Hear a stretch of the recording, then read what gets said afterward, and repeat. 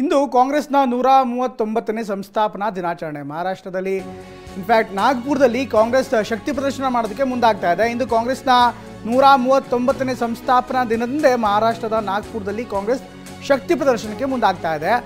ಆರ್ಎಸ್ಎಸ್ನ ನೆಲದಲ್ಲಿ ಕಾಂಗ್ರೆಸ್ ಬೃಹತ್ ಸಮಾವೇಶವನ್ನು ಹಮ್ಮಿಕೊಂಡಿದೆ. ಆರ್ಎಸ್ಎಸ್ ತವರಿನಲ್ಲೇ ಬಿಜೆಪಿ ವಿರುದ್ಧ ರಣಕಹಳೆಯನ್ನು ಓದೋದಕ್ಕೆ ಈಗ ಕಾಂಗ್ರೆಸ್ ಸಜ್ಜಾಗ್ತಾ ಇದೆ.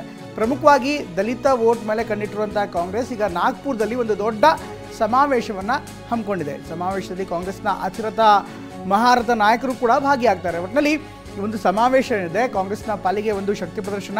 ಸೋನಿಯಾ ಗಾಂಧಿ, ರಾಹುಲ್ ಗಾಂಧಿ, ಪ್ರಿಯಾಂಕಾ ಗಾಂಧಿ, ಮಲ್ಲಿಕಾರ್ಜುನ್ ಖರ್ಗೆ ಸೇರಿದಂತೆ ಸುಮಾರು 248 ಪ್ರಮುಖ ನಾಯಕರನ್ನು ಆಹ್ವಾನ ಮಾಡಲಾಗಿದೆ. ವಿವಿಧ ರಾಜ್ಯದ ಸಂಸದರು ಹಾಗೂ 600ಕ್ಕೂ ಹೆಚ್ಚು ಶಾಸಕರು ಸಹ ಈ ಸಮಾವೇಶದಲ್ಲಿ ಭಾಗಿಯಾಗ್ತಾರೆ. 10 ಲಕ್ಷ ಕಾಂಗ್ರೆಸ್ ಕಾರ್ಯಕರ್ತರು ಭಾಗಿಯಾಗುವಂಥ ನಿರೀಕ್ಷೆ ಇದೆ. ಈ ಮೂಲಕ ತಮ್ಮ ಶಕ್ತಿ ಪ್ರದರ್ಶನವನ್ನು ಆರ್ಎಸ್ಎಸ್ನ ಕೇಂದ್ರ ಕಚೇರಿ ಇರುವಂಥ ನಾಗ್ಪುರದಲ್ಲೇ ಕಾಂಗ್ರೆಸ್ ಮಾಡ್ತಾ ಇದೆ.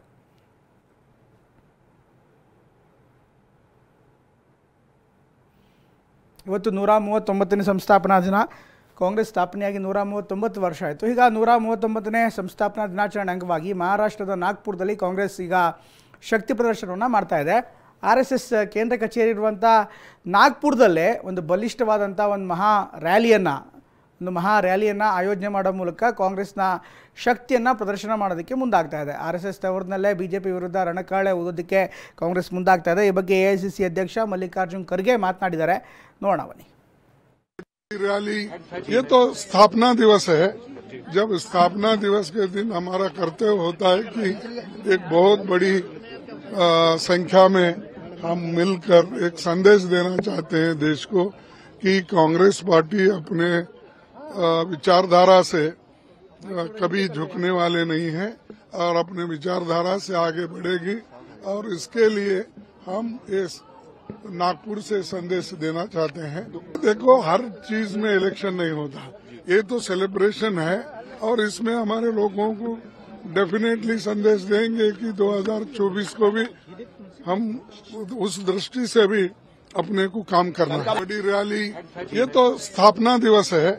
जब स्थापना दिवस के दिन हमारा कर्तव्य होता है कि एक बहुत बड़ी संख्या में हम मिलकर एक संदेश देना चाहते हैं देश को. ಇನ್ನು ಕಾಂಗ್ರೆಸ್ನ ಸಂಸ್ಥಾಪನಾ ದಿನಾಚರಣೆ ವಿಚಾರ ಬೆಂಗಳೂರಿನಲ್ಲೂ ಕೂಡ ದೊಡ್ಡ ಮಟ್ಟದಲ್ಲಿ ಪ್ರತಿಧ್ವನಿಸ್ತಾ ಇದೆ. ಬೆಂಗಳೂರಿನ ಕಾಂಗ್ರೆಸ್ ಕಚೇರಿಯಲ್ಲಿ ಕಾರ್ಯಕ್ರಮವನ್ನು ಹಮ್ಮಿಕೊಳ್ಳಲಾಗಿದೆ. ಭಾರತ್ ಜೋಡೋ ಭವನದ ಮುಂದೆ ಧ್ವಜಾರೋಹಣವನ್ನು ಮಾಡಲಾಯಿತು. ಕೆಪಿಸಿಸಿ ಅಧ್ಯಕ್ಷ ಸಿಎಂ ಡಿಕೆ ಶಿವಕುಮಾರ್ ಅವರು ಧ್ವಜಾರೋಹಣ ಮಾಡಿದರು. ಕಾಂಗ್ರೆಸ್ ಸಂಸ್ಥಾಪನಾ ದಿನದ ಅಂಗವಾಗಿ ಎಲ್ಲ ನಾಯಕರು, ಪ್ರಮುಖವಾಗಿ ಕೆಪಿಸಿಸಿ ಅಧ್ಯಕ್ಷರು ಹಾಗೂ ಕಾಂಗ್ರೆಸ್ನ ಪದಾಧಿಕಾರಿಗಳೆಲ್ಲರೂ ಕೂಡ ಭಾಗಿಯಾಗಿದ್ದರು. ಈ ಮೂಲಕ ಸಂಸ್ಥಾಪನಾ ದಿನಾಚರಣೆಯನ್ನು ಅದ್ದೂರಿಯಾಗಿ ಆಚರಿಸಲಾಯಿತು. ಇಂದು ಕಾಂಗ್ರೆಸ್ನ 139ನೇ ಸಂಸ್ಥಾಪನಾ ದಿನಾಚರಣೆ ಬೆಂಗಳೂರಿನ ಕಾಂಗ್ರೆಸ್ ಕಚೇರಿಯಲ್ಲಿ ಕಾರ್ಯಕ್ರಮವನ್ನು ಹಮ್ಮಿಕೊಳ್ಳಲಾಗಿತ್ತು. ಭಾರತ್ ಜೋಡೋ ಭವನ ಏನಿದೆ ಅಂದರೆ ಕಾಂಗ್ರೆಸ್ ಕೆಪಿಸಿಸಿ ಕಚೇರಿ ಹಿಂಭಾಗದಲ್ಲಿರುವಂಥ ನೂತನ ಕಟ್ಟಡದಲ್ಲಿ ಕಾರ್ಯಕ್ರಮ ಆಯೋಜನೆ ಮಾಡಲಾಗಿತ್ತು. ಕಾರ್ಯಕ್ರಮದ ಮುಂದೆ ಧ್ವಜಾರೋಹಣ ಮಾಡುವಂಥ ಡಿಕೆ ಶಿವಕುಮಾರ್ ಬಳಿಕ ಮಾತನಾಡಿದ್ದಾರೆ. ಈಗ ಮಾತನಾಡ್ತಿದ್ದಾರೆ ಡಿಕೆ. ನೋಡೋಣ. ನಾವು ಬೇಡ ಅಂತ ಹೇಳೋದಿಲ್ಲ, ಹೋರಾಟ ಮಾಡಲಿ. ಆದರೆ ನನಗೆ ಬಹಳ ದುಃಖ ಏನಾಗ್ತಾ ಇದೆ ಅಂದರೆ, ಸಾರ್ವಜನಿಕ ಆಸ್ತಿಗಳನ್ನು ಹಾನಿ ಮಾಡಿರುವಂಥದ್ದು ಇದೆಯಲ್ಲ, ಅದನ್ನು ನಾವು ಸಹಿಸಲಿಕ್ಕೆ ಸಾಧ್ಯ ಇಲ್ಲ. ಯಾರು ಕೂಡ ಕಾನೂನನ್ನ ಕೈಗೆ ತೆಗೆದುಕೊಳ್ಳಿಕ್ಕೆ ಸಾಧ್ಯ ಇಲ್ಲ. No one should take the law into their hands. We will not allow. ನಮ್ಮ ಕರ್ನಾಟಕದ ಗೌರವ, ಸ್ವಾಭಿಮಾನ ಅದಕ್ಕೆ ಧಕ್ಕೆ.